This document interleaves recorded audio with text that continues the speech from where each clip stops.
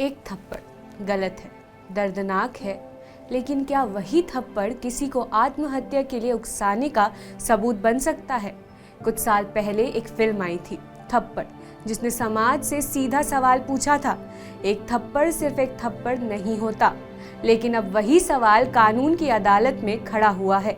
Gujarat high court ने 30 साल पुराने एक मामले में एक बहुत अहम रेखा खींच दी है। मामला साल 1996 का है। पति पत्नी के बीच झगड़े होते थे। पति रात में शादी ब्याह में बैंजो बजाने जाता था। इसी बात को लेकर घर में अक्सर तकरार रहती थी। एक दिन पत्नी बिना बताए मायके में एक रात रुक गई। गुस्से में पति ने एक बार थप्पड़ मारा। कुछ समय बाद पत्नी ने आत्महत्या कर ली। निचली अदालत ने पति को दोषी माना 498A क्रूरता और 306 आत्महत्या के लिए उकसावे के तहत। लेकिन हाई कोर्ट ने सबूतों को नए सिरे से परखा। अदालत ने साफ कहा, एक अकेली घटना बिना लगातार हिंसा या गंभीर मानसिक प्रताड़ना के कानून की नजर में क्रूरता नहीं बनता। और आत्महत्या के मामले में कोर्ट ने साफ और स्पष्ट शब्दों में कहा, जब तक ये साबित ना हो कि पति का व्यवहार सीधे और नजदीकी तौर पर आत्महत्या की वजह बना, तब तक उकसावे का अपराध नहीं माना जा सकता। आज इसी केस को समझने और समझाने के लिए दी एज लॉ के छात्रों के पास पहुंचा है। तो ये केस गुजरात हाई कोर्ट में 23 साल से चल रहा था और उसकी जजमेंट अभी अभी आई है। इसमें बेसिकली एक हस्बैंड ने घर आकर अपनी वाइफ को एक थप्पड़ मार दिया था क्योंकि उसने वो अपने पेरेंट्स के घर रुक गई थी बिना अपने हस्बैंड को इन्फॉर्म किए हुए। Now leading to this incident wife ने कमिट कर ली by hanging herself. The father of the wife then filed a case against the husband under section 498A IPC and section 306 IPC। अदालत ने ये नहीं कहा कि अपराध नहीं है, अदालत ने ये कहा है कि 498 के अंडर क्रूरता नहीं बनता, क्योंकि अगर हम 498A IPC पढ़ते हैं तो उसमें हैरेसमेंट प्रूव करने के लिए हमें ये प्रूव करना होगा कि या तो रिपीटेड क्रूएल्टी होती है या तो ग्रेव इंजरी या हार्म होता है। यहाँ एक थप्पड़ does not result to grave injury या हार्म, तो according to law it is not cruelty. We are here to tell you the facts, not what is morally right. 498A में क्रूरता की कानूनी परिभाषा है, जिसमें एक बहुत ही महत्वपूर्ण शब्द है ग्रेव इंजरी। लाइक ये जो केस है, इसमें एक थप्पड़ पे ऊपर हम बात कर रहे हैं 498A की, लेकिन अगर आप लॉ के द्वारा देखा जाए तो एक थप्पड़ ग्रेव इंजरी या किसी का कारण नहीं बन सकता। और अगर हम कानून की नज़रों से देखें, कानून के लिए सब एक है। अगर एक थप्पड़ औरत के लिए गलत है तो वहीं 7 साल की सज़ा सिर्फ एक थप्पड़ के लिए भी गलत है। 498 में परसिस्टेंस बहुत ज़रूरी है कि जो भी का वो गलत हुआ है उससे मेंटल हेल्थ प्रॉब्लम्स हो, लाइक कोई भी ग्रेव इंजरी हो जो सुसाइड का कारण बने। और इस केस में कोर्ट को नहीं दिखा कि एक थप्पड़ किसी भी तरीके से या प्रूफ नहीं हो पाया, लेकिन अगर वहीं सिर्फ कोर्ट जो है किसी बंदे को एक थप्पड़ के लिए 7 साल की सज़ा सुना दे तो वो भी गलत है। ये बैलेंस जस्टिस नहीं होगा। लगातार उत्पीड़न बहुत ज़रूरी है इसके लिए। लगातार उत्पीड़न इंसान को उस मुकाम वो उधर तक पहुंचा रहा है कि वो सुसाइड भी कर सकता है। एक थप्पड़ लाइक मेरे अकॉर्डिंग टू कोर्ट ये इनजस्टिस होगा कि आप एक थप्पड़ के लिए किसी को 7 साल की सज़ा सुना दें। इस केस का डीवी एक्ट से कोई रेलेवेंस नहीं है, क्योंकि ये केस 1985 का है। डीवी एक्ट आया ही 2005 में। लेकिन हाँ, अगर उस समय डीवी एक्ट होता तो शायद ये केस डीवी एक्ट में ज़्यादा अच्छा बनता। वहाँ पे एक थप्पड़ भी फिजिकल एब्यूज़ माना जाता और जो है इनको इंसाफ मिलता, ये सीधे रिपोर्ट करते और इनको एक प्रोटेक्शन मिलती डीवी एक्ट के तहत, जो 498 कहीं ना कहीं नहीं दे पा रहा था, क्योंकि 498 में क्रूएल्टी डिफाइन नहीं थी। वहाँ पे फिजिकल एब्यूज और ये सब इतना डिफाइन नहीं था। हालांकि अब बीएनएस में हो गया है, उसमें भी मेंटल हेल्थ और ये आपको बताया गया कि फिजिकली अब्यूज ये सब बता दिया गया है। तो देखिए, जो मेंसरिया है यही एक ऐसा आधार है जो एक क्राइम और एक सामान्य एक्ट में फ़र्क रखता है। मेंसरिया होता है कि किसी भी व्यक्ति का जो मन होता है कि वो कोई गुनाह करना चाहता है या नहीं करना चाहता, इसमें फ़र्क रखता है। मेंसरिया हमारा, देखिए मेंसरिया का जो महत्व है इस वाले केस में बड़ा ही मूल रहा है, जिसमें ये एक डोमेस्टिक ट्रेजेडी और एक क्रिमिनल बिहेवियर में फ़र्क रखा इसने। इस केस में देखा गया कि इसमें 306 लगाया गया है। 306 अबेटमेंट ऑफ सुसाइड, जिसका आधार 498A पे रखा गया कि क्रुएलिटी की गई थी पत्नी के ऊपर पति के द्वारा। देखिए, इस वाले केस में कोर्ट ने ये पाया कि यहाँ पर इतना एविडेंस नहीं था जो कि हस्बैंड का गिल्टी माइंड प्रूव कर सके। तो कोर्ट ने ये डिफ्रेंशिएट किया कि क्रिमिनलिटी और मॉरलिटी में यहाँ पर डिफ्रेंशिएट था कि क्रिमिनलिटी प्रूव करने के लिए यहाँ पे मेंस्ट्रिया साबित होना चाहिए था, परंतु इतना एविडेंस ना मिलने के कारण कोर्ट ने उसको बरी किया। What we generally see is like कि लॉ जो हमारा है और इस केस की जो इंटरप्रिटेशन कोर्ट ने करी है 498 में वी सी इज लाइक कि हमको एक कंटिन्यूस एक्ट चाहिए उस चीज़ को क्रुएल्टी के अंदर लाने के लिए, वो या वो बहुत टाइम से हो रहा हो किसी फीमेल के अगेंस्ट 498A में लाने के लिए, तब वो क्रुएल्टी में अमाउंट करेगा। लेकिन इस केस में क्या हुआ है कि एक यूनिफाइड एक्ट हुआ है, एक सिंगल इंस्टेंस हुआ है एक्ट का।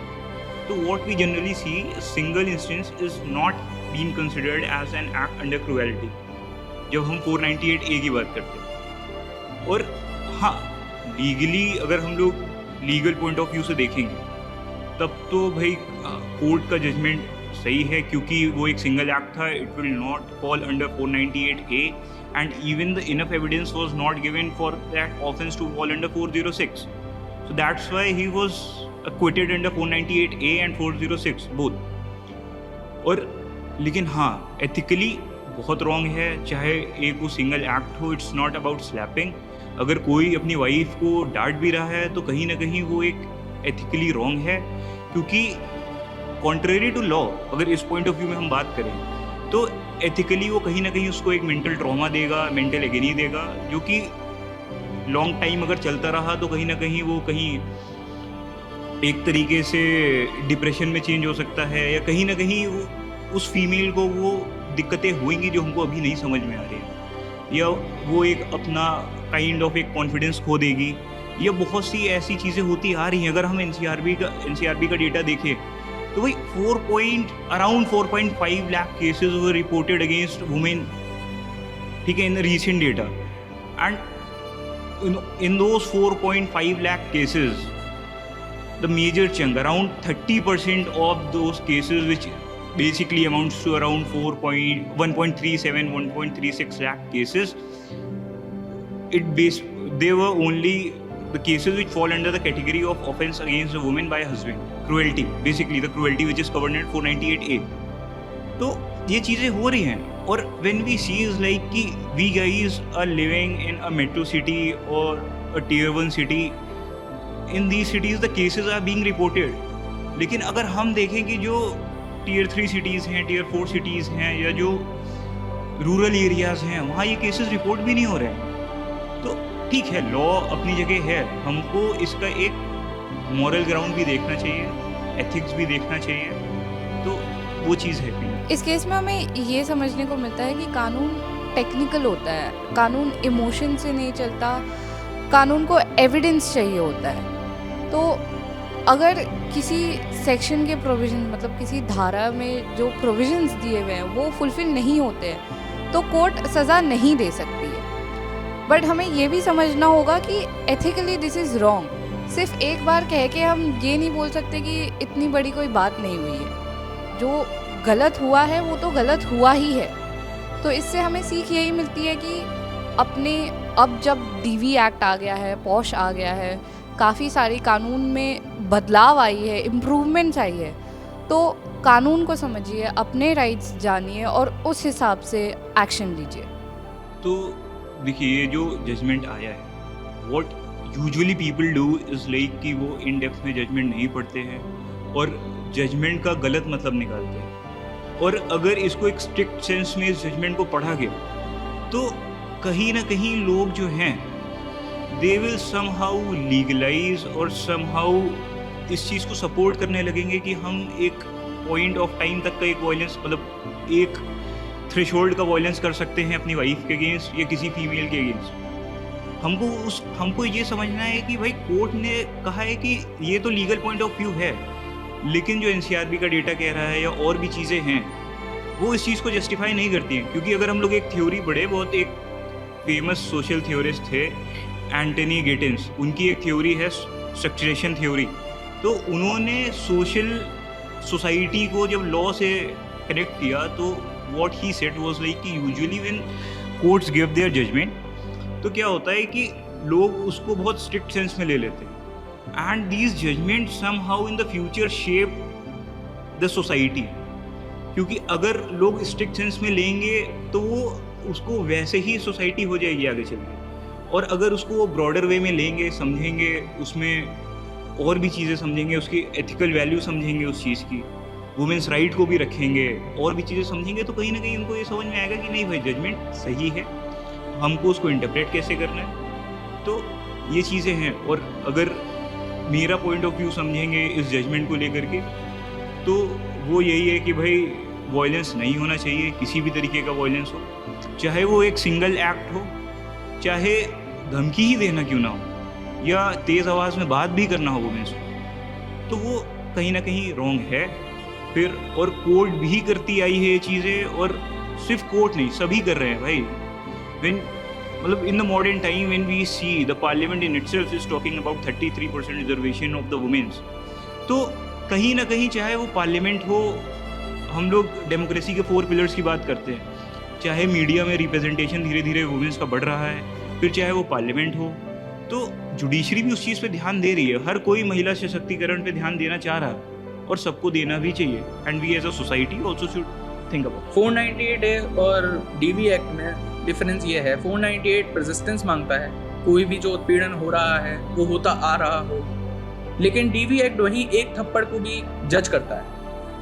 डीवी एक्ट में अगर किसी महिला पे एक थप्पड़ भी लगा है तो वो भी बहुत है उसके लिए एफआईआर करने के लिए और महिला को प्रोटेक्शन देने के लिए। वहाँ पे आईपीसी 498 कहीं ना कहीं लैग करता है, जो इस केस का मुख्य कारण बना। जब से डीवी एक्ट आ गया है, जब से पॉश एक्ट आ गए हैं, तब से किसी भी महिला को उत्पीड़न सहन नहीं करना पड़े, इसके लिए डीवी एक्ट में आपके लिए एक थप्पड़ भी काफ़ी है कि आप उसके खिलाफ आवाज़ उठा सकते हैं। और किसी भी महिला को इस देश में जब तक कानून है तब तक किसी महिला को कोई भी उत्पीड़न सहन करने की ज़रूरत ही नहीं है। मेरा यही कहना है कि आप 1 मिनट भी नहीं सहन करें, और पहला जैसे ही आपके पास पहला आपको फील हो, on the very first instance आपको एफआईआर करानी है, आपको पुलिस हेल्पलाइन पे कॉल करनी है, वुमेन हेल्पलाइन पे कॉल करनी है, और आपको अपनी एफआईआर रजिस्टर करनी है। अगर गुस्से में कोई भी व्यक्ति या कोई भी मित्र हो सकते हैं, कोई पति पत्नी हो सकते हैं, तो अचानक किसी भी प्रोवोकेशन के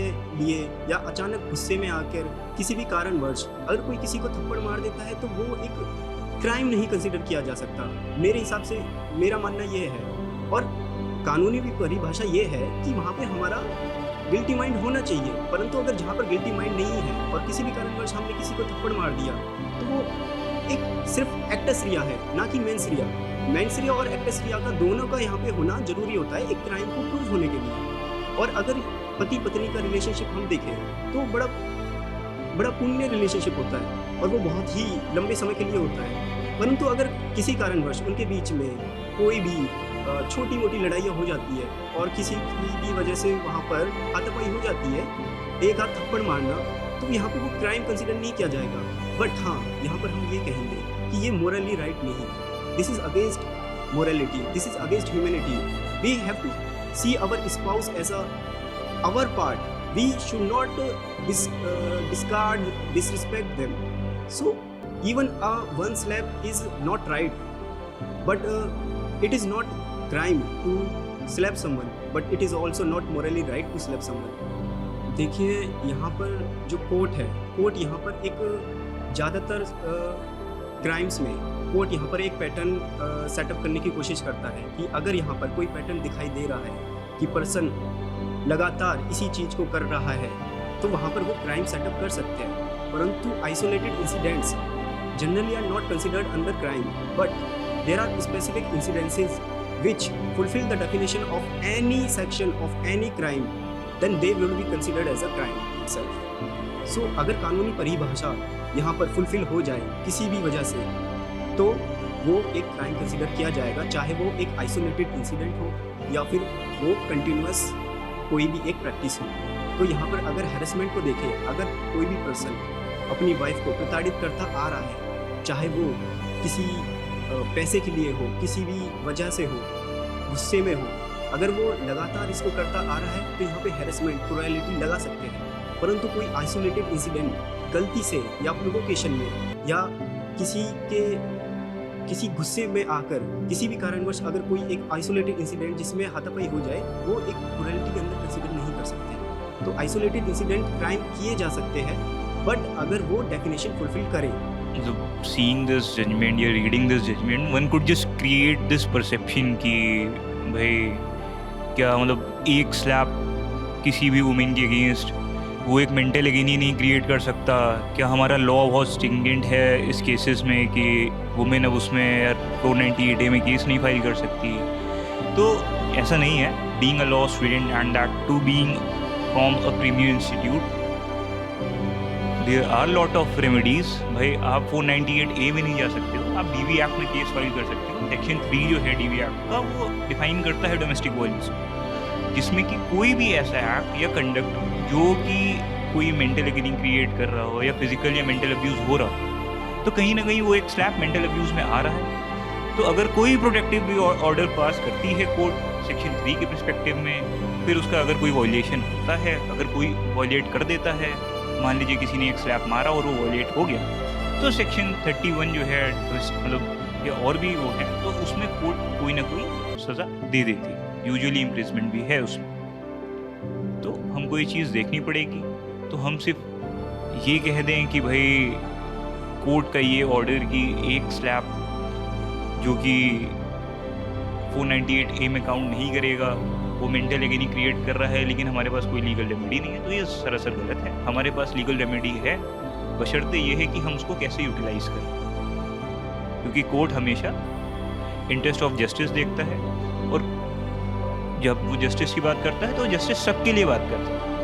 हर प्रिविलेज, अनप्रिविलेज, हर क्लास ऑफ पीपल के लिए कोर्ट बात करता है, और हमने हमेशा अपना विश्वास कोर्ट में माना है, और कोर्ट के फैसले को हम लॉ ऑफ द लैंड मानते हैं और मानते रहेंगे। गुजरात हाईकोर्ट का ये फैसला हिंसा को सही नहीं ठहराता, ना ही दर्द को छोटा करता है, लेकिन ये हमें एक कड़वी सच्चाई सिखाता है कि अदालत में आंसू नहीं, आवाज नहीं, बल्कि सबूत बोलते हैं, क्योंकि हर तकलीफ कानूनी भाषा में अपराध नहीं होता, और हर आरोप तभी सजा बनता है जब वह संदेह से परे साबित हो।